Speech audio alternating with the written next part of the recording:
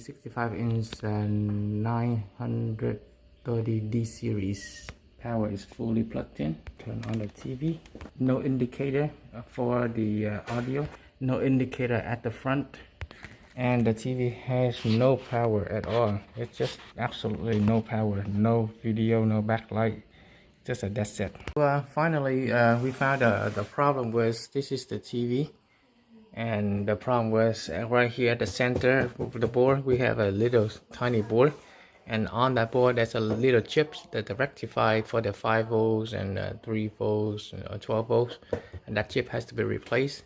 Very low cost fixing this board right here.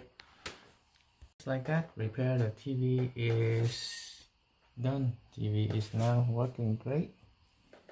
Good picture. We got no signal there. HDMI cable there.